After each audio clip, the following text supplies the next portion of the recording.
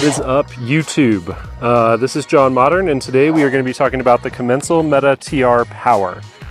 Been on this bike for a little while now. Been on a lot of bikes, so took a while to get some time in on it. I had originally rented this bike from Commencal back in the winter, and that's what got me into e-bikes, period. I was like in winter shape, looking at going for a ride with my buddy, didn't want to kind of pedal through the slush and the snow, and was like, dude, let's just go rent e-bikes. And Commencal's right here in Golden, Colorado. And that's what we decided to do. That was my intro to e-bikes, and here we are now reviewing e-bikes on YouTube. So stoked. So this is the Meta TR Power. It's got the Bosch Performance CX motor. It's got a 625 kilowatt hour battery. This particular Allens build comes with the 36 and their TTX air shock. Really love that stuff. XT group, XT brakes. KS Lev dropper. In the large, it's at 175 mil of drop. We'll talk about why that's not enough. The front tire is a Magic Mary. The rear is a Knobby Nick. We'll talk a lot about that too, the Knobby Nick. It also comes with a DT M1700, I think e-bike specific. Oh yeah, it's actually not the EX, it's the HX e-bike specific 1700 wheel set, which has been great. No problems there.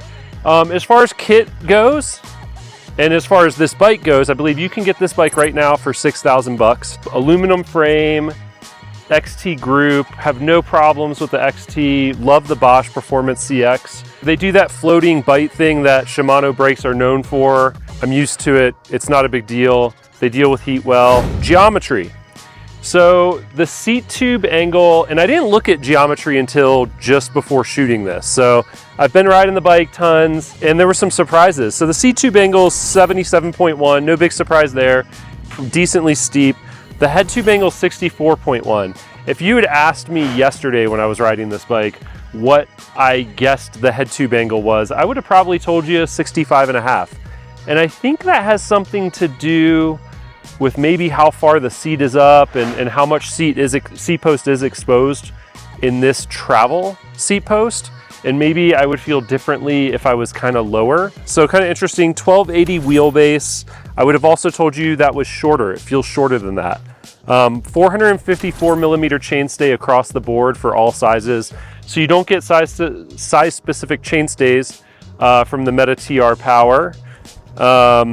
It's got a 481 reach in the large. And all of these figures are based on the low setting. So if you buy your bike, leave it in the low setting. There's also a high setting. It takes the reach out to maybe 485, not a substantial difference, and it makes the head tube angle 0.4 degrees steeper, so something like that. But yeah, we'll kind of jump into climbing. You know, the biggest thing, it felt great climbing. First of all, it's an e-bike. You've heard me harp on this before. I don't think it's worth talking a ton about climbing on these big full power e-bikes, especially the way I ride them. I leave them in high power. Let's just ride as fast as we can the whole time. No brakes, like red mode, just go. I'm not out here for a long time. I'm out here for a good time. You know, it's something, I put it in the high power mode and just kind of turbo up the mountain. By the end of the ride, if it's an hour and a half, I usually have about a bar to a bar and a half left on the power meter, and that's perfect for me. So climbing, it's snappy, it's responsive. Like any other e-bike, if you're riding in a red, you kind of have to prepare for turns uphill, and that's just hilarious to me, is setting up for turns uphill. The one thing I started doing on this bike that I thought was funny is I started jumping up features. Like I'd find like a nice little rock, and I wish I had more video of that because the GoPro was seldom on during climbs, but I'd come up to a rock and just like boost into it and kind of pop up and jump up. And that was something I haven't done on my bigger e-bike, my more enduro style. And that kind of speaks to what I want to talk to the audience about this bike. You know, it's a trail bike. It's the Meta TR. Yeah, it's 150 up front, 140 out back. But I'll say it doesn't really feel like that. I've ridden regular bikes that are 140, 150 that feel like more bike. This feels like and this is ridiculous to say because it's a 50-pound full power big battery e-bike, but it feels really nimble and fun and agile. And I had to keep remembering that because I want to ride these e-bikes like I stole them. You know, you get up the climb really fast and you have all this energy because it didn't take much energy to get up. And I just want to rally down, and I have to remember, like, this isn't the enduro style e-bike that I've been riding or the SX that I tested before. It's just a full power trail bike, and it does that really well, and we'll kind of get into that. But I want to talk about the climbing a little bit more. So snappy, efficient, it sits medium to medium high in its travel. It's not one of these bikes that's super high in its travel and it doesn't wallow really low. It's medium to medium high, which is to me the perfect balance because you get the grip, you get the efficiency, and I never felt like I was getting ejected when I was just kind of monstering up climbs and going over rocks in a seated position. So it was really comfortable there. Hat off to the TTX in the rear. I'm a pretty big fan of this suspension. The rear tire, the knobby nick, I absolutely despise. It's a trail bike, so I understand that is a tire that is suited for this kind of bike. However, when you're putting out this kind of power on an e-bike, I just feel like the tire can hold it back so much that we should probably, I would recommend a Commencal or any bike manufacturer to spec something a little grabbier because it just wanted to slide.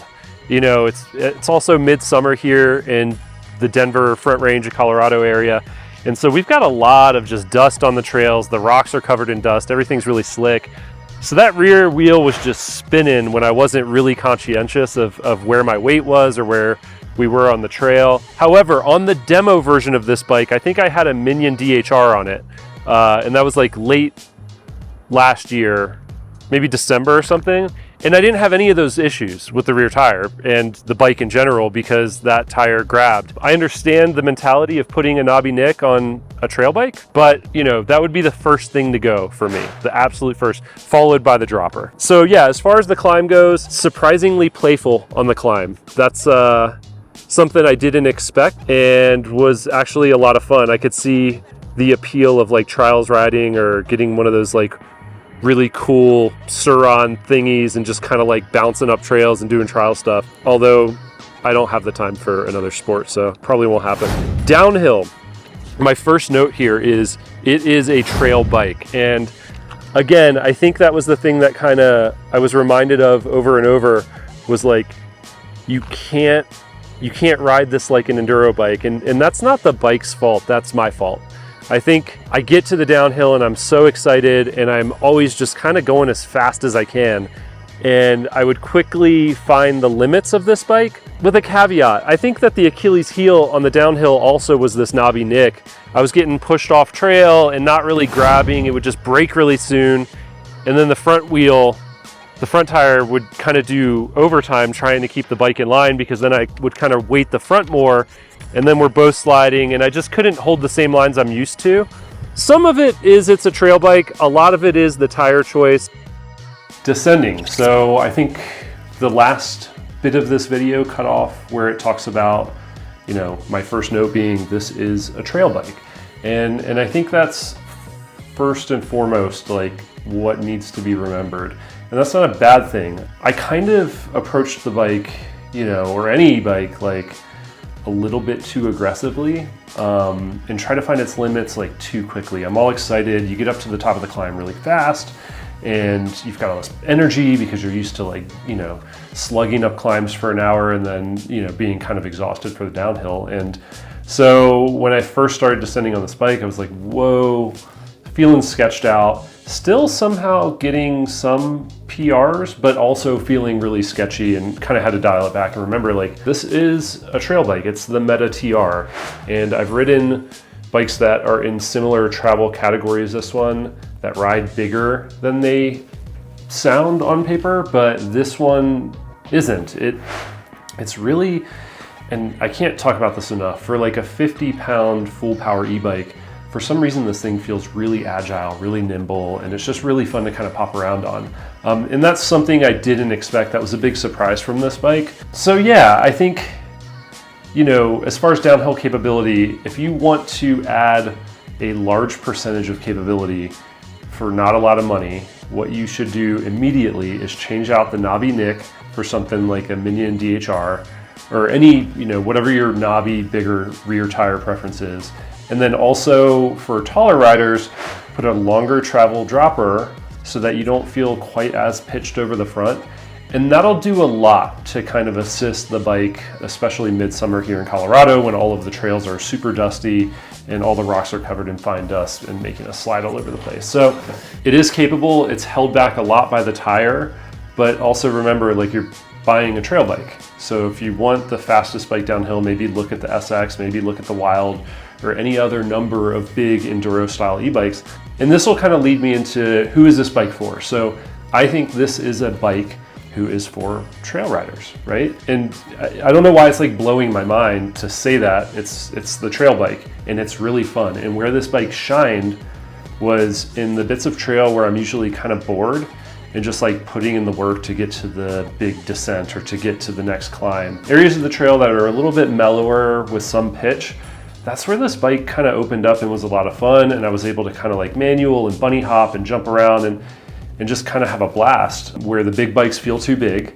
I think if you're a rider who's not always trying to like go for king of mountain on the descent and you're just out there to have fun on a balanced bike that doesn't feel too big in milder terrain, like get this bike. And if you want full power, I think a lot of these mid-travel bikes, like the new Orbea Rise, both versions really, they're starting to go like lightweight MTB. But if you're like, no, I want full power, full range, big battery and everything, you can still have a playful bike that's heavy and has the full power and the full range, and all of that is kind of this bike. So if you're like looking at all these e-bike reviews and most of them are for like bigger bikes out there and you know, you're like, that's not really me, I'm not that kind of rider.